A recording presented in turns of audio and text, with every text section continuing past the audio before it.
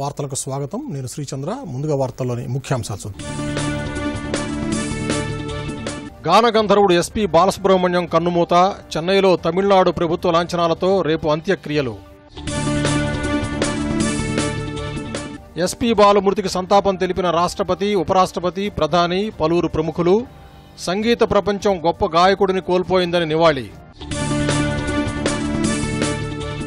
17 భాషలలో 40,000కు పైగా పాటలు పాడి రికార్డు సృష్టించిన బాలు పద్మభూషణ్, పద్మశ్రీ సహా వందలాది పురస్కారాలు పొందిన బహుముఖ ప్రజ్ఞాశాలి.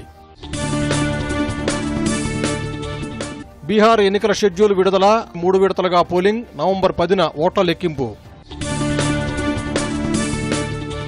బీజేపీ సిద్ధాంతకర్త దీన్ దయాళ్ జయంతి సందర్భంగా ప్రధాని నరేంద్ర మోదీ నివాళి. దీన్ దయాళ్ స్ఫూర్తితో అట్టడుగు వర్గాల సంక్షేమానికి కృషి చేస్తున్నామని వెల్లడి. బహుముఖ ప్రజ్ఞాశాలి గానగంధర్వుడు ఎస్పీ బాలసుబ్రహ్మణ్యం కన్నుమూశారు.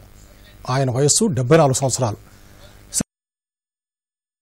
5వ తేదీన చెన్నైలోని ఒక ప్రైవేట్ ఆసుపత్రిలో చేరారు. అప్పటి నుంచి ఆసుపత్రిలోనే చికిత్స పొందుతున్న బాలు ఈ రోజు మధ్యాహ్నం 1:04 తుది శ్వాస విడిచినట్లు వైద్యులు తెలిపారు. ఎస్పీ బాలసుబ్రహ్మణ్యం భౌతికాయాన్ని ప్రజా సందర్శనార్థం చెన్నై కోడంబాకంలోని ఆయన నివాసానికి తరలించారు. సినీ ప్రముఖులతో సహా అనేక మంది నివాళులర్పించారు. ఎస్పీ బాలు అంత్యక్రియలు శనివారం చెన్నై శివార్లోని రెడ్ హిల్స్ లో ఫామ్ హౌస్ లో తమిళనాడు ప్రభుత్వ అధికారుల లాంఛనాలతో జరుగుతాయి. బహుముఖ ప్రజ్ఞాశాలి బాలసుబ్రహ్మణ్యం మృతికి రాష్ట్రపతి, ఉపరాష్ట్రపతి, ప్రధాని, గవర్నర్, 2 తెలుగు రాష్ట్రాల ముఖ్యమంత్రులు, సినీ రాజకీయ ప్రముఖులు సంతాపం తెలిపారు. సంగీత ప్రపంచం ఒక ప్రతిభాశాలిని కోల్పోయిందని రాష్ట్రపతి రామ్నాథ్ కోవింద్ ట్వీట్ చేశారు. సినీ ప్రపంచం ఒక అద్భుత గాయకుడిని కోల్పోయిందని, బాలసుబ్రహ్మణ్యం ప్రజల హృదయాల్లో చిరస్థాయిగా నిలిచిపోతారని ఉపరాష్ట్రపతి వెంకయ్యనాయుడు పేర్కొన్నారు.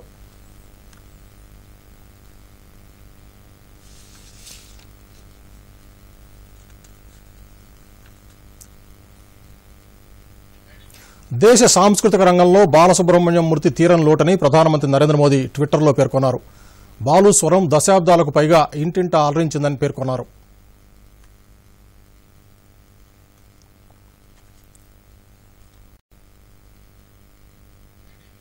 బాలు మృతికి రాష్ట్ర గవర్నర్ తమిళసై సౌందరరాజన్, ముఖ్యమంత్రి కేసీఆర్, ఏపీ సీఎం జగన్మోహన్ రెడ్డి, అనేక మంది ప్రముఖులు నివాళులర్పించారు. ఎస్పీ బాలు మృతికి తెలుగు రాష్ట్రాల్లోని మంత్రులు, సినీ రాజకీయ ప్రముఖులు నివాళులర్పించారు. దశాబ్దాలుగా తన గాత్రంతో అభిమానులను ఉరువు తొలగించిన ఎస్పీ బాలసుబ్రహ్మణ్యం బహుముఖ ప్రజ్ఞాశాలి. ఆయన ఒక్క అద్భుత గాయకుడే కాదు, ప్రతిభావంతుడు కూడా. ఎటువంటి కళాకారులనైనా పరకాయ ప్రవేశం చేసి వారి నటకు ప్రాణం పోయగల గొప్ప డబ్బింగ్ ఆర్టిస్ట్. సామాన్య కుటుంబంలో జన్మించి ప్రపంచవ్యాప్తంగా కోట్లాది మంది అభిమానుల హృదయాల్లో శాశ్వతంగా చోటు సంపాదించుకున్న బాలసుబ్రహ్మణ్యం జీవన ప్రస్థానంపై దూరదర్శన్ ప్రత్యేక కథనం.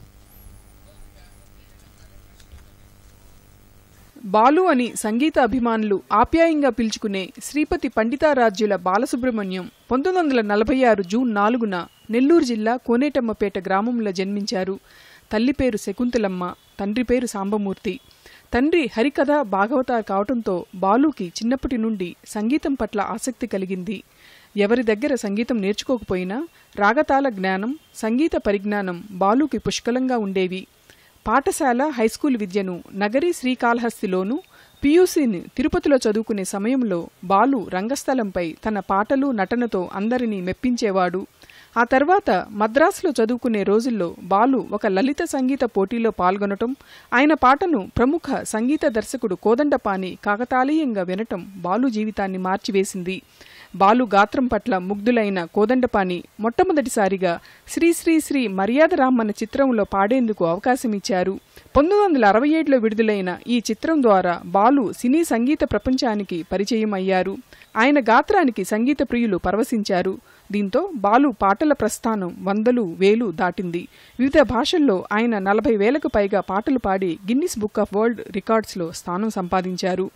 ఓంకారనాదానుసంధానమౌగానమే శంకరాభరణము,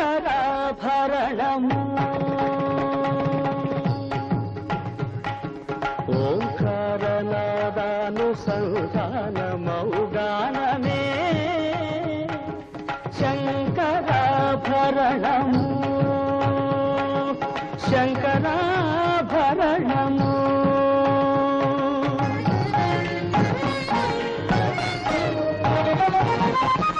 శంకరగణనిగణము శ్రీహరిపద కమలము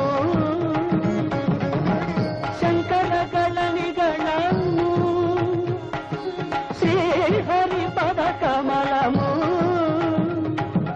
సాగరత్న మాలికా తరళము శంకరాభరణము. అన్ని తరాల సంగీత దర్శకులతో పాడిన ఘనత బాలుకి దక్కింది. కోదండపాణి, పెండ్యాల, సత్యం, తాతినేని చలపతిరావు, మాస్టర్ వేణు ఇలా అప్పటి తరం నుండి నిన్నటి తరం ఇళయరాజా, నేటి తరానికి చెందిన దేవిశ్రీ ప్రసాద్ తదితర సంగీత దర్శకుల వద్ద బాలు కొన్ని వేల మధురమైన పాటలు పాడారు. అలనాటి ప్రముఖ హీరోలు ఎన్టీ రామారావు నుండి నేటి తరం కథానాయకులందరికీ ఆయన పాటలు పాడటం విశేషం. అప్పట్లో బాలు పాట లేకుండా ఒక చిత్రం కూడా ఉండేది కాదంటే అతిశయోక్తి కాదు. మాటేరాని చిన్నదాని కళ్ళు పలికే ఊసులు అందాలన్నీ పల్లవించి ఆలపించే పాటలు ప్రేమే నాకు పంచే జ్ఞాపకాలురా రేగే మూగ తలపే వలపు పంటరా మాటేరాని చిన్నదాని కళ్ళు పలికే ఊసులు అందాలన్నీ పల్లవించి ఆలపించే పాటలు ప్రేమే నాకు పంచే జ్ఞాపకాలురా రేగే మూగ తలపే వలపు పంటరా. సంగీతం ఇతివృత్తంగా 1980 దశకంలో వచ్చిన శంకరాభరణం, సాగర సంగమం, సిరివెన్నెల తదితర చిత్రాల్లో బాలు పాడిన పాటలు అజరామరం. ఈ చిత్రాల్లోని పాటలు ప్రేక్షకుల గుండెల్లో బాలుకి శాశ్వత స్థానం సంపాదించాయి. ఈ గాలి ఈ వేళ ఈ ఊరు సెలయేరు ఈ గాలి ఈ నేల ఈ ఊరు సెలయేరు నన్ను గందనా వాళ్ళు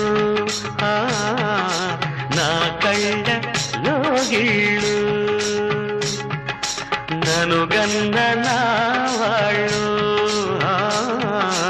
నా కళ్ళ లోగిళ్ళు. తెలుగులోనే కాకుండా తమిళం, కన్నడం, హిందీ తదితర 17 భాషల్లో బాలు వేలాది పాటలు పాడి సంగీత ప్రియుల అభిమానాన్ని పొందారు. ఒక్కొక్క కథానాయకుడికి ఒక్కొక్క స్టైల్లో పాడటం బాలు ప్రత్యేకత.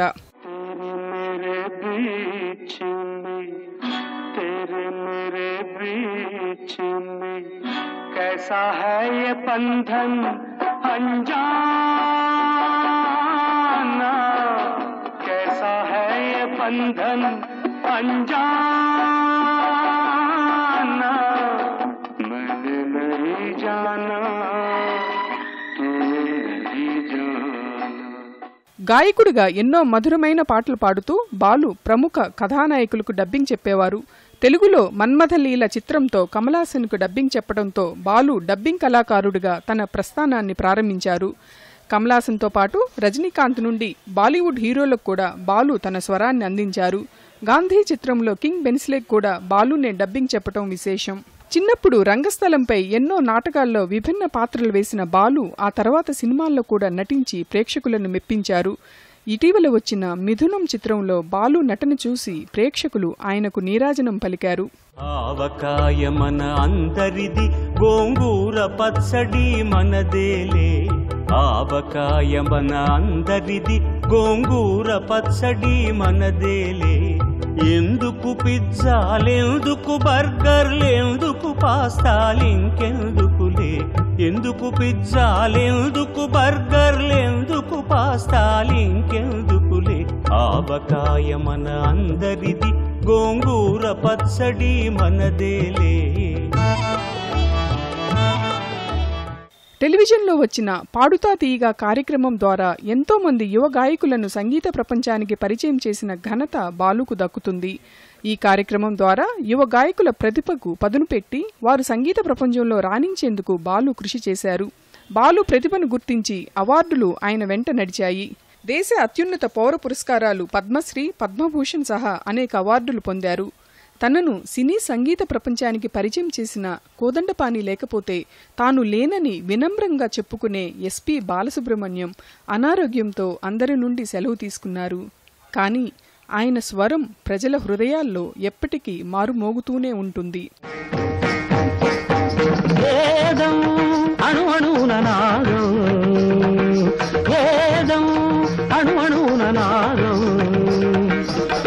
పంచ ప్రాణాల నాట్య వినోదం నాలో రేగే నిన్నో హంసానంది రాగాలే వేదం వేదం అణు అణువున నాదం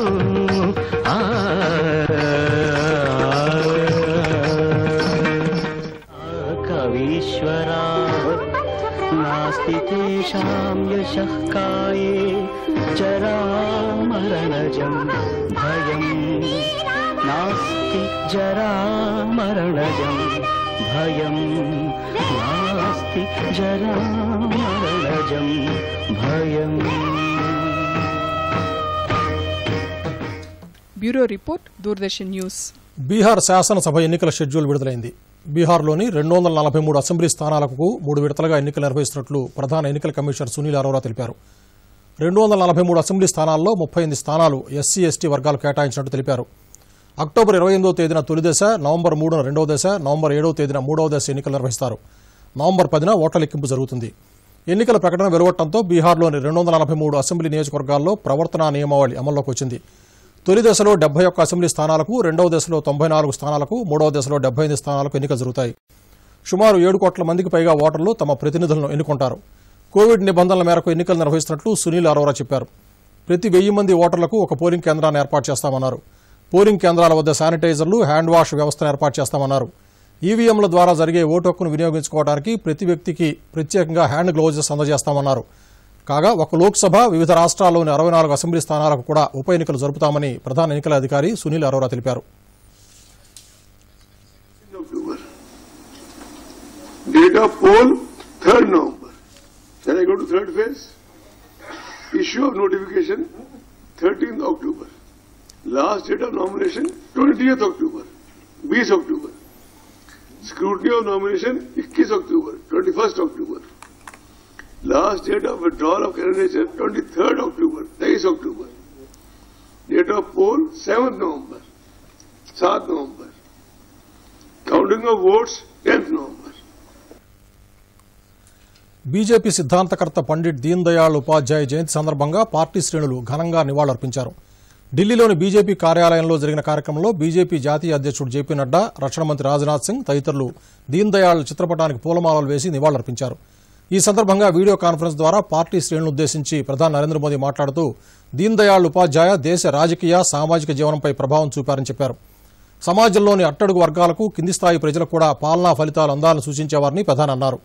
బీజేపీ ప్రారంభించిన అంత్యోదయ పథకం దీన్ దయాళ్ ఆలోచన మేరకే రూపొందించినట్లు చెప్పారు.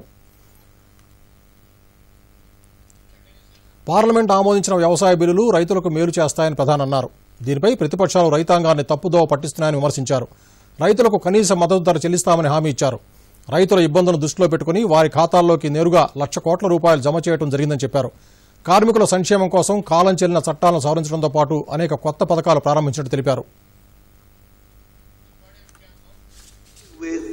विचार किस प्रकार से राजनीतिक दल को रखना चाहिए उसका प्रतिस्थापन उन्होंने किया था और उस एकात्म मानववाद से निकला अंत्योदय और उस अंत्योदय से निकला जो हमारे विचार यात्रा को नीतियों में परिवर्तित करने वाला था वो था गरीब, किसान, मजदूर, वंचित, पीड़ित, शोषित, दलित जो समाज के अंतिम पायदान पर खड़ा है उसको मुख्य धारा में लाने का जो प्रयोजन था उसको करने की बात आदरणीय दीनदयाल उपाध्याय जी ने की.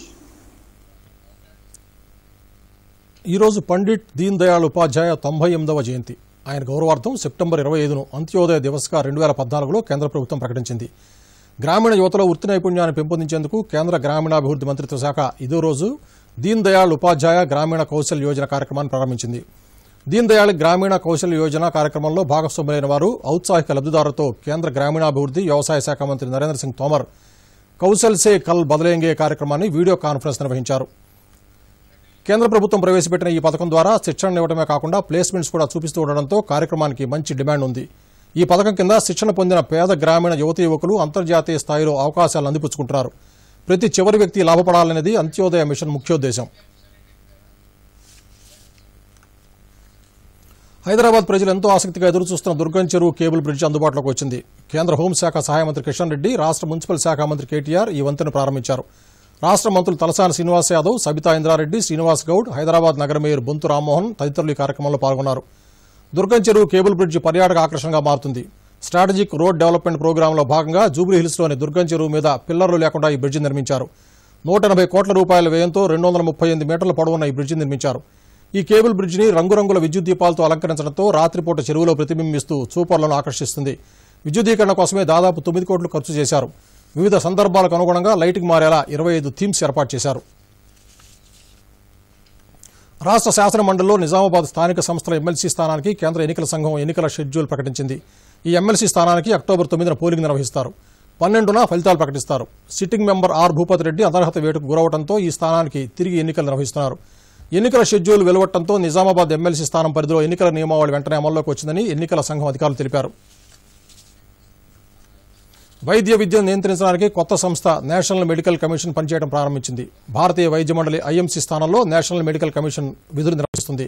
ఆధునిక పరిస్థితులు, సవాళ్లను ఎదుర్కొనడానికి ధీటుగా ఎన్డీఎం ప్రభుత్వం ఐఎంసీ స్థానంలో జాతీయ మెడికల్ కౌన్సిల్ ఏర్పాటు చేసింది. ఢిల్లీ ఎయిమ్స్లో ఈఎన్టీ విభాగం అధిపతిగా పనిచేసిన డాక్టర్ సురేష్ చంద్ర శర్మ ఎన్ఎంసీ చైర్మన్గా బాధ్యతలు చేపట్టారు. డాక్టర్ శర్మ 3 సంవత్సరాల పాటు ఈ పదవిలో కొనసాగుతారు. మరోసారి ముఖ్యాంశాలతో ఈ వార్తలు ముగిద్దాం. నమస్కారం.